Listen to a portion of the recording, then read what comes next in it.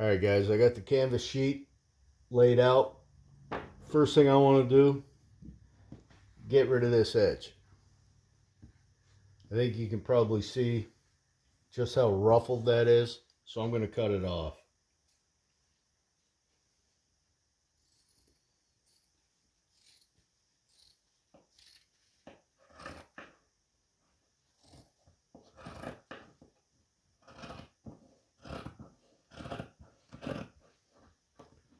Couple ways to do it. Razor knife works. I got a decent pair of scissors. I just like to cut it.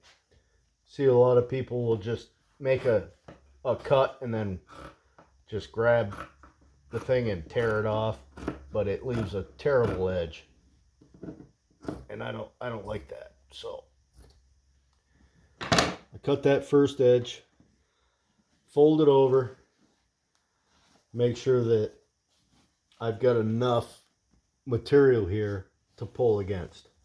You got to have enough to pull against. If you come up short, you're gonna hate yourself. So now roughly I'm coming up an inch, right? This is 1.5 inches thick this way, 1.125 inches this way. I come out roughly 2.5 inches from the edge and cut it.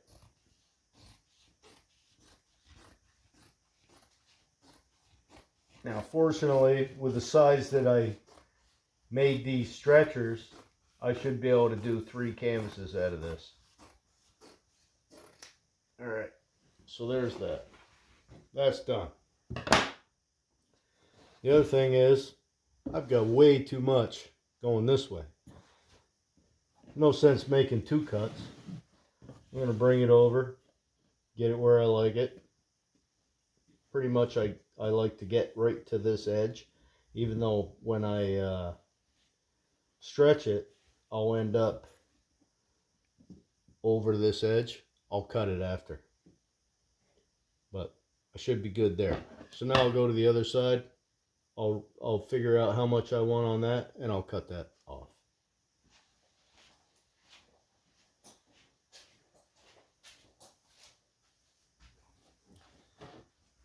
I could just estimate.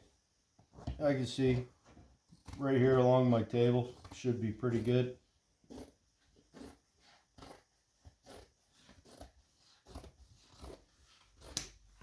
All right, there we go. All right, guys, we got the canvas cut. You see all the wrinkles. Looks like crap. We're gonna fix that. All right, I have a pneumatic stapler, T50 stapler. I think I paid $29 for this. You don't need it. You can use a regular hand pressure stapler, but as I said in my last video, I have problems with my hands. My knuckles are getting old. They don't like the pressure that you got to put on the hand stapler. So I'm pretty sure I paid $29 for that. And I have a compressor and all that good stuff. So if you don't have that stuff, use the hand stapler. They work just fine. All right, the way I like to start. First off, make sure your stretcher is upside down. This is the flat side, not the side with the bevel that we did. Pull it up, doesn't have to be tight. Put 3 staples in it. I generally go this way. 3 staples. Spin it around. Pull it up. Don't worry about pulling it tight. Right in the center. 3 staples. There you go. Now is where you start stretching. You can do it the way I do it a lot by hand. But I also have stretcher pliers. You can use them, you don't need to. Pull it as tight as you can. Right in the center. 3 staples. You got one side that hasn't been stapled. Sorry about that, I just hit my tripod. Try to fix that.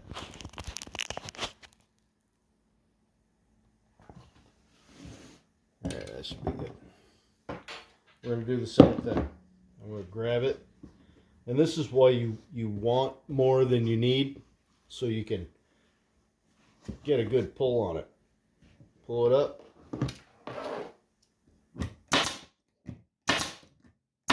3 staples. You're just going to keep working your way around until you get the whole thing stapled up. So now I'm going to grab it right here, tight as I can pull.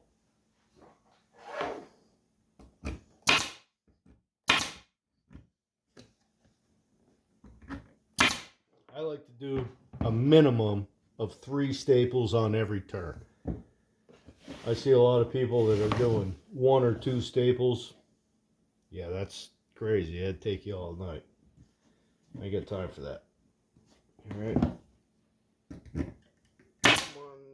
2, 3. We're already all to the corner. We'll keep going.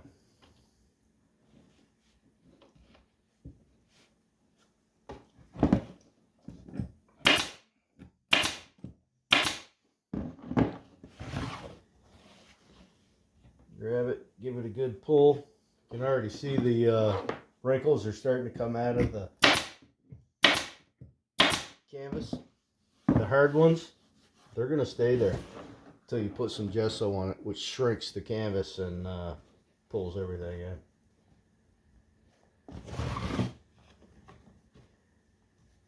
And trust me, you can do this any way you want. People are like, oh, you gotta rotate it every time. I've done it so many different ways and never had a problem. It isn't funny. I could take and staple this whole side off, and then staple that whole side off, then this whole side, then that whole side, and it still works. So don't sweat it if you think you did something wrong. You didn't. Just keep going. I do believe this is the best method to make sure that you're keeping equal pressure all the way around, but it ain't the only one. I could totally just do 5 staples right here if I wanted to.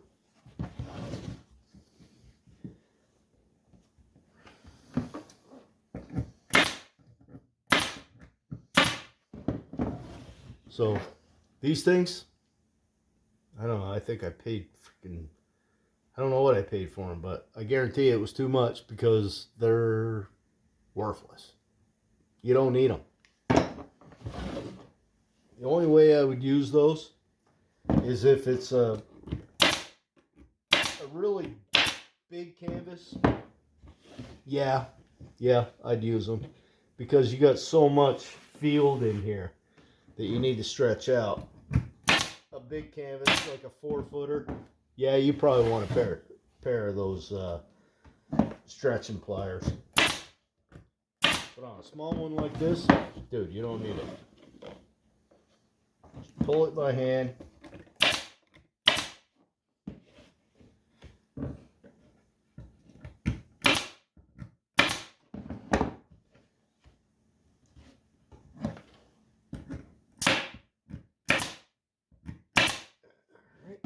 I think we're getting pretty close. You want to stay back from the corners a little bit. It makes folding them a lot easier. If the staples come right up to the edge, you know, if you come right up to here with it, you're going to have a hard time getting this thing to fold right. So basically, pull it off roughly 45. You're going to squeeze these two together until they run right down this edge or that edge, whichever way you want to do it. If you know the orientation of your painting, if you're going to do a landscape, you want this crease, right? See the 45 on that? I want them on the bottom and on the top. So if I'm doing a landscape, that's the way I go. If I'm going with a portrait, I'm orientating it that way because it's on the bottom and the top. So you're not going to see them. Nobody goes underneath your painting and looks at it. So I'm going to pull that over till it's got to run parallel to the edge. It can be inside a little bit, but you don't want it sticking out past. Pull that tight. I like to rub them. See that I'm getting them tight? And then I'll put a couple staples in it.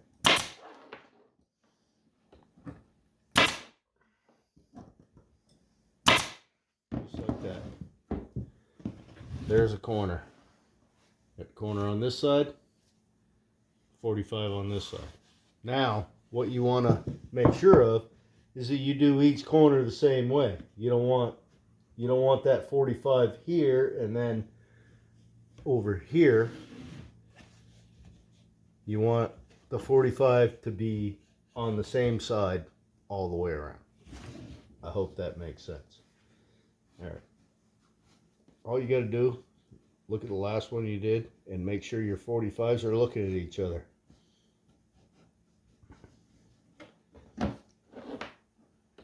Okay.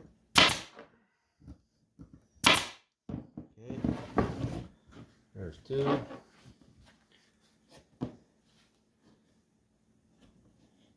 It's just so simple to do these. Just simple. Don't overthink it.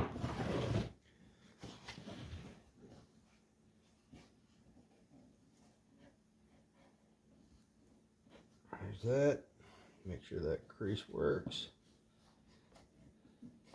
There we go. We're all creased up. The other thing I don't do, I don't come out here and staple it because I'm going to cut that off. Most of that's going to get cut off. I don't like my canvas sticking out past my frame, so I'll cut it off. Sometimes with a razor knife, sometimes with the shears. Just depends, but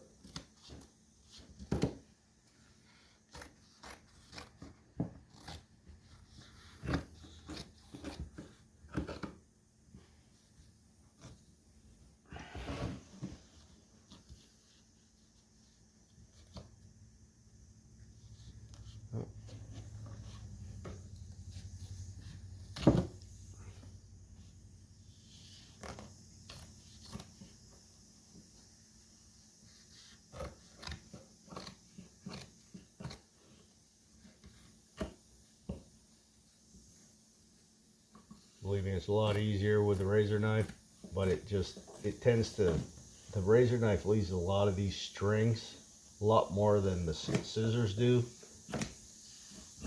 So I tend to use the scissors.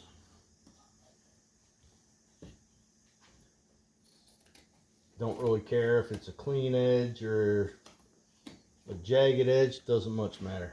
Just get the stuff out of there.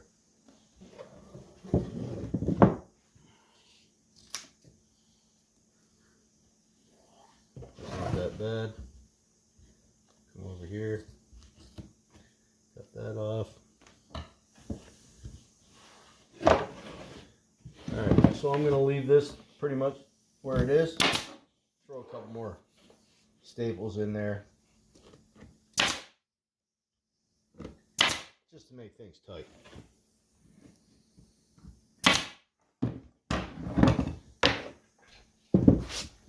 All right, you've got a stretched canvas. It's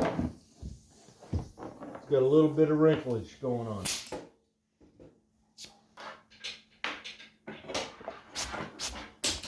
Next part of this video, you're gonna see that go away. But that is what I don't like to see,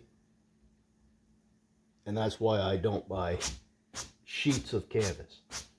But now listen to this. I kind of messed up and put the first coat of gesso on there and forgot to hit record on the camera, so it doesn't really matter. The first coat, second, third, fourth, eighth, they're all done the same way. So I'm just going to go ahead and show you. Pretty solid canvas there. You see there's absolutely no wrinkles. Let's go ahead and do a coat. There's no right way or wrong way to do this, really. There's preferred ways. My preferred method is I just use a spackle knife. Spread it out. You want fairly even layers. You want them thin.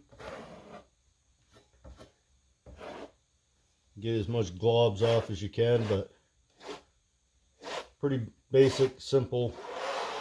You can use a brush. A lot of people use the real big spackling knives, you know, 12, 14 inches, just so they can do it in 2 passes. But I don't know, I just feel like I have more control with a 6-inch knife, so that's what I use. Get it spread across there fairly evenly, and then I'll take a brush and smooth it out. Call it done. So I had about half as much as I needed on there.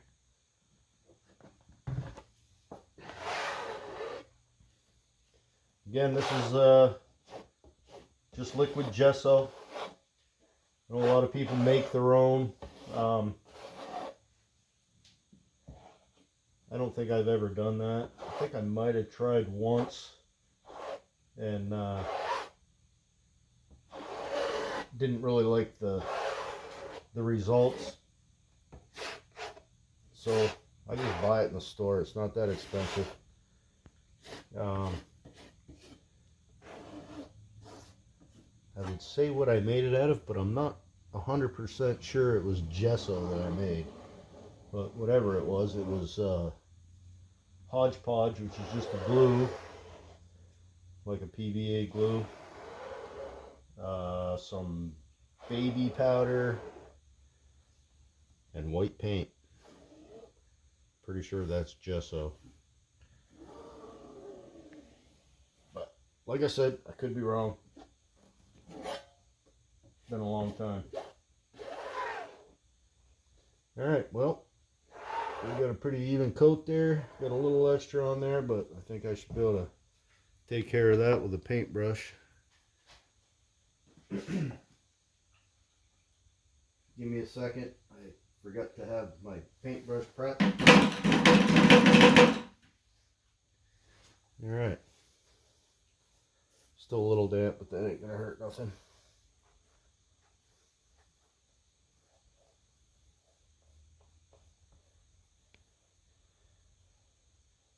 So the last thing I'm going to do with this, after I get a couple more coats, probably one more coat I'll do on here. This is the second coat, so I'll probably do one more coat. Let that dry, more than likely overnight.